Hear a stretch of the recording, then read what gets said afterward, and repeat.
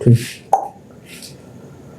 साथियों नमस्कार, मैं आपका सुनील सुहासला। फिलहाल आप पोस्ट ऑफिस की एक जो स्कीम है सेविंग बैंक की एसबी की, उसके बारे में मैं आपको बताने के लिए यहाँ पे प्रस्तुत हूँ। क्योंकि कई बार साथियों का फ़ोन आता है और जो साथी काम करवाना चाहते हैं वो जानकारी लेते हैं, तो हर किसी को संभवतः बार बार फ़ोन करके या वैसे कमेंट के माध्यम से बताया नहीं जा सकता। तो उसका एक सॉल्यूशन निकाला है मैंने कि जिस भी चीज़ के बारे में आप पूछोगे उसकी मैं एक वीडियो बना के छोड़ देता हूँ, एक चैनल पे वीडियो बना के छोड़ देता हूँ। उसकी लगभग संपूर्ण जानकारी देने की मैं कोशिश करूँगा जहाँ तक मेरे को मालूम है, और जितना आपको काम आता होगा उतना मोटा मोटा मैं आपको बता देता हूँ। तो कल मेरे पास फौजी भाई का फ़ोन आया, तो उन्होंने कहा कि मेरे को खुला खाता खुलाना, खुला खाता बोलते हैं एसबी अकाउंट को, यानी सेविंग बैंक अकाउंट जो डाकखाने के अंदर होता है उसको खुला खाता बोलते हैं। खुला खाता इसलिए बोलते हैं, उसके अंदर भाई जब अगर आपके हाथ में पैसा हो तो जमा कर दिया, जब आपको ज़रूरत हो तो निकाल लिया, यानी एनी टाइम काम आने वाला खाता है। तो उसके बारे में तो मैंने एक खाका तैयार किया है यहाँ पे भाई, एसबी खाता यानी सेविंग बैंक का जो खाता है उसको पोस्ट ऑफिस में खुला खाता ही बोलते हैं। क्या बोलते हैं उसको? खुला खाता। यानी ये मानो ये कभी भी काम आ सकता है, खुला खाता।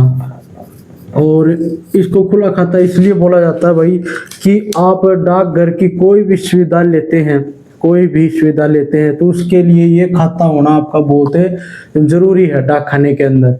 यानी आप लेन देन करते हैं, एफडी कराते हैं, आरडी कराते हैं, इंश्योरेंस कराते हैं या पीएलआई आरपीएलआई जो भी कराते हैं, तो बाद में जो आपका पैसा जमा होता है वो इस खाते के अंदर आता है। और ये खाता अगर कोई भी कस्टमर अगर जो भी डाकखाने से जुड़ा है उसको खुलाना ही खुलाना पड़ेगा अपना पैसा लेने के लिए। बहुत ज़रूरी खाता है ये। और इसके अंदर जो प्रोसेस है मैं आपको बता देता हूँ। तो देखो, खाते का मिनिमम क्राइटेरिया ये है कि आपको खाता 500 रुपये से खुलाना पड़ेगा, 500 रुपये से।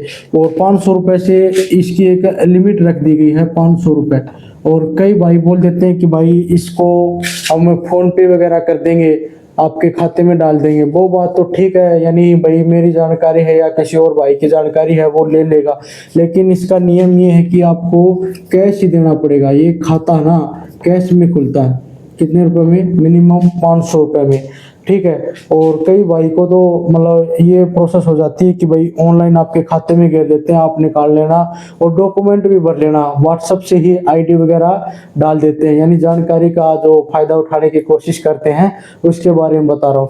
तो उसमें क्या रहता है, एक डाकखाने से एक फॉर्म मिलेगा आपको, वो तो प्रोसेस नॉर्मली है। बाकी एक आधार कार्ड होना चाहिए आपके पास और एक होना चाहिए पैन कार्ड। पैन कार्ड और आधार कार्ड और एक जो फॉर्म होता है वो डाकखाने से आपको मिलेगा। यानी ये 3 चीज़ तो कंपलसरी हैं। फिर 2 फोटो, यानी दो फोटो वो भी होनी ज़रूरी है, ठीक है। और ये 500 रुपये ये तो आपको लगेंगे ही, ठीक। फिर उसके बाद नॉमिनी आप जिससे बनाएंगे, इम्पोर्टेंट है। कोई भी खाता आप खुलाते हैं तो आपका नॉमिनेशन यानी नॉमिनी होना बहुत ज़रूरी है। यानी आपको अगर कोई दुर्घटना हो जाती है, कुछ और बाकी आगे हम बताएंगे इस प्रोसेस में, लेकिन छोटा सा यहाँ डिटेल देता हूँ नॉमिनेशन की। उसका भी क्या होना ज़रूरी है? उसका भी आधार कार्ड होना ज़रूरी है। एक साथियों मोबाइल नंबर, एक क्या ज़रूरी है? Mobile number. आप कोई भी प्रोसेस कराएंगे आपको फ़ोन के माध्यम से मैसेज मिल जाएगा, यानी आपने कब जमा कराया है और कब आप पोस्ट ऑफिस की सेवाएं ले रहे हैं, तो डायरेक्ट आपको मैसेज आ जाएगा हर बैंक के माध्यम से। ये ज़रूरी है। तो मोबाइल नंबर काफ़ी ज़रूरी है। आधार कार्ड, पैन कार्ड, फ़ोटो और मोबाइल नंबर, और जो नॉमिनी है उसका आधार कार्ड, उसका आधार की डिटेल भरी जाती है, नॉमिनेशन की, रिलेशंस वगैरह सारा। और ये चीज़ें आपको ज़रूरी है डाकखाने के अंदर खाता खुलाने के लिए। अच्छा, अब मैं प्रोसेस जल्दी जल्दी बताता हूँ क्योंकि वीडियो ज़्यादा बड़ा ना हो जाए। इसके लिए न्यूनतम राशि 500 रुपये, समझ गए भाई। फ़ोन पे वाले भाई जो भी हैं 500 रुपये आपको कैश देने चाहिए, बाकी भाईचारे की बात अलग है। और ये 500 रुपये इसलिए बताया जाता है कि 500 रुपये से अगर कम हो जाता है, आगे बताएंगे इसमें, कम हो जाता है तो खाते की यानी खाते के रख रखाव के लिए, यानी आपका खाता कहीं बंद ना हो जाए उसके लिए ये 500 रुपये कंपलसरी है, इससे नीचे नहीं जा सकता। ये सेविंग बैंक का ये खाता है, 500 रुपये से नीचे नहीं जाएगा, ठीक है। और रख रखाव के लिए उस 500 में से भी अगर आप जमा नहीं कराते हैं 3 साल के मध्य में तो खाता बंद हो जाएगा, लेकिन उसके बीच में अगर 500 रुपये से कम बैलेंस है तो 100 रुपये काट लिए जाएंगे आपके खाते के रख रखाव के लिए, ठीक है। और ब्याज दर इसमें कितनी रहती है? 4%। बहुत से भाई हैं, खासकर फौजी भाई जितने भी अपने इधर में मेरे को जो जानते हैं या संपर्क में हैं, तो लगभग उनकी मैं एक अलग से चार्ट बना के दे दूंगा आपको, आरडी का, एफडी का, टीडी जो भी है अपनी, और सेविंग बैंक का, सुकन्या का, सीनियर सिटीजन का, पीपीएफ का, सुकन्या का, मतलब समझ गया आप, रिदम में जो जो चीजें हैं उनका एक चार्ट बना दूंगा आपको। ब्याज दर कितनी कितनी, बार बार वो पूछते रहते हैं भाई इसमें इतना ब्याज है, इसमें इतना ब्याज है, तो वो कभी क्या रहता है हर साल फाइनेंशियल ईयर के हिसाब से किसी में 0.5% इंक्रीज भी हो जाता है तो किसी में कम भी हो जाता है, ठीक है, कम ज़्यादा होता रहता है। तो इसमें सेविंग बैंक में कितनी है? लगभग 4%, यानी 4% तक। और ये भी मैं आपको एक चीज़ बता देता हूँ, जो खाते में आप जमा करा रहे हो ना, यानी 1 से 10 तारीख तक, 1 से 10 तारीख तक आपको जमा करा देना चाहिए भाई। 1 से 10 तारीख तक किसी भी खाते में आप जमा करा रहे हो तो 1 से 10 तारीख स्टार्टिंग की बहुत इंपॉर्टेंट है। उसके बाद जैसे इस खाते का नियम है, यानी 1 से 10 तक आपको जमा कराएंगे तो आपको ब्याज मिल जाएगा।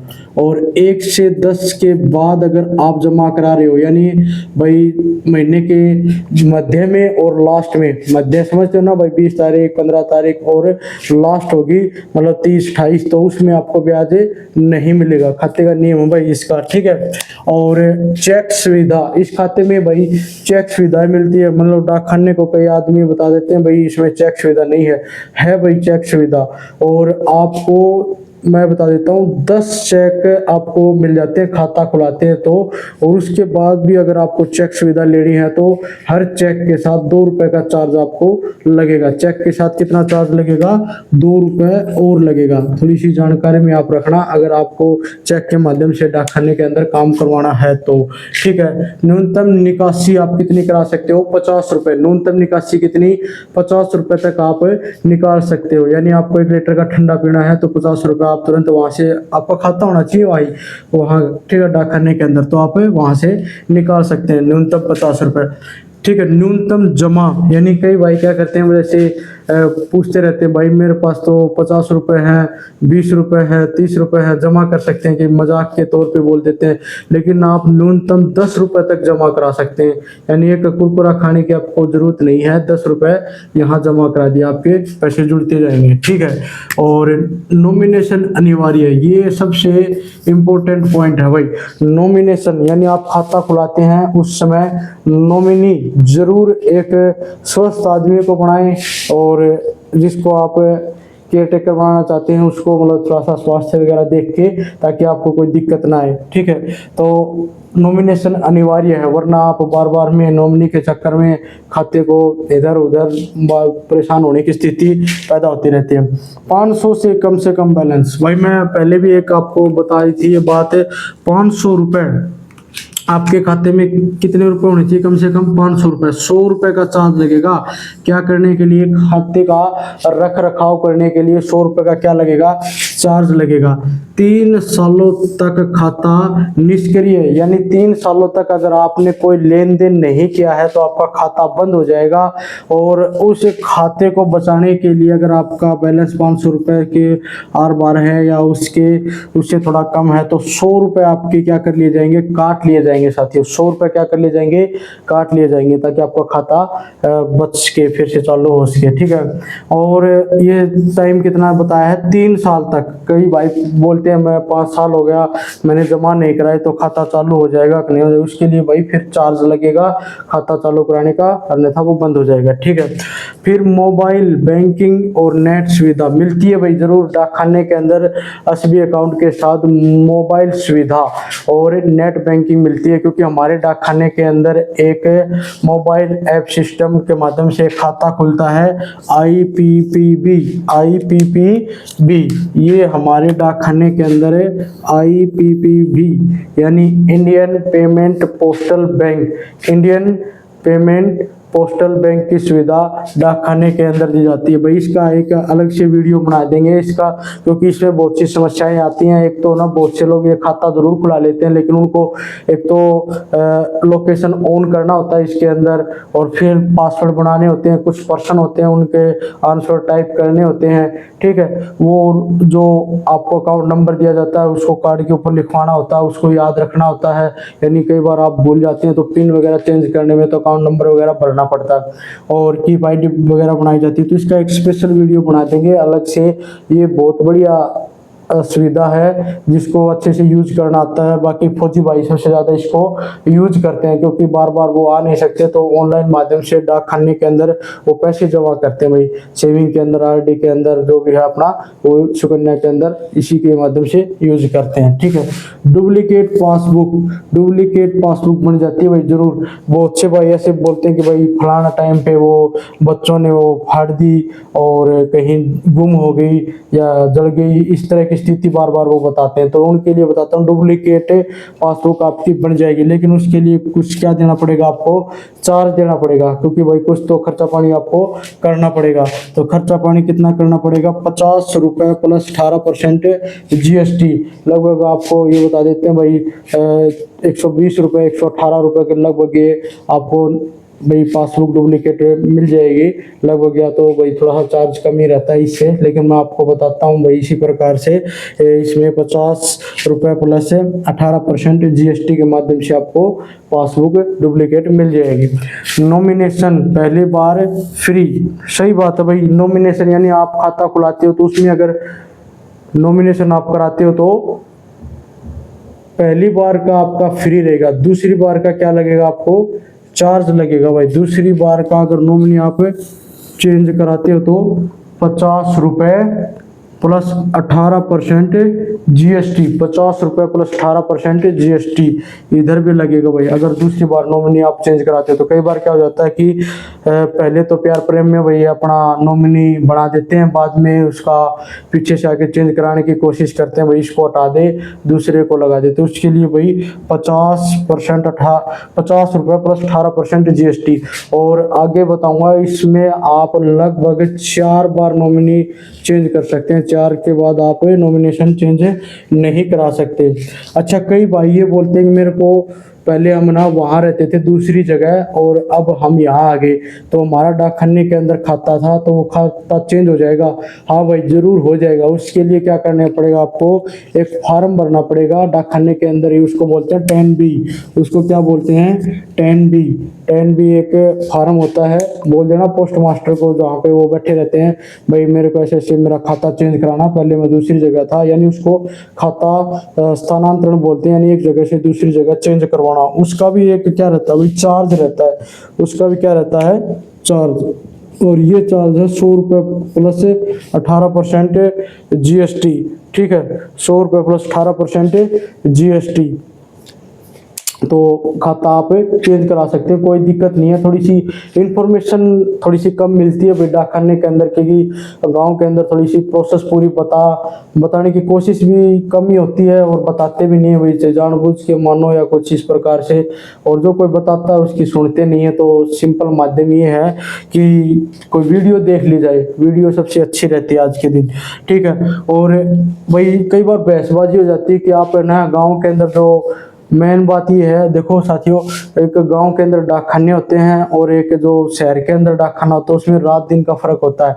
और रात दिन का फर्क होने का कारण क्या है, कैश का मामला। सबसे ज्यादा क्या है, कैश का मामला। जो गांव के अंदर जो डाक खाने बने हुए होते हैं उनकी एक लिमिट होती है, वो ना 20,000 तक ही आपका कैश निकाल सकते हैं। निकासी कितनी कर सकते हैं, 20,000 तक ही वो निकाल के दे सकते हैं।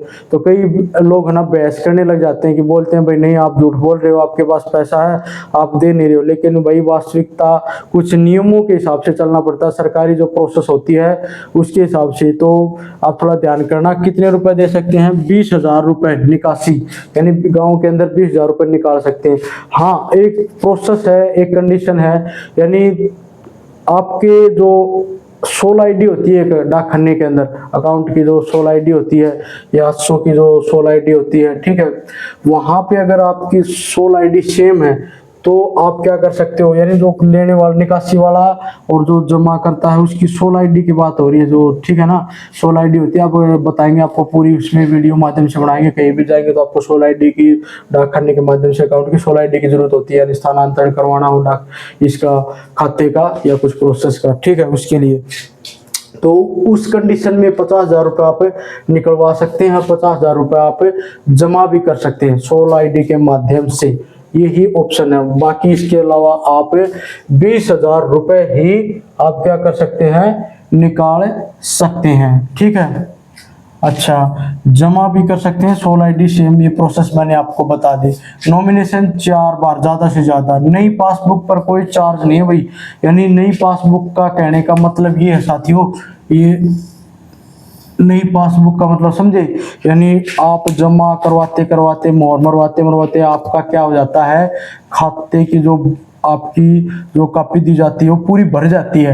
तो उसके बाद क्या करते हैं कि नई पासबुक के लिए अप्लाई करते हैं, तो उसमें भैया आपको पैसा नहीं लगेगा। नई पासबुक को एक एप्लीकेशन लिखनी पड़ती है और एक डॉक्यूमेंट मान लो आधार कार्ड या अकाउंट की जो भी लगा के देनी पड़ती है। नई पासबुक आपको वहीं इशू कर दी जाती है, ठीक है।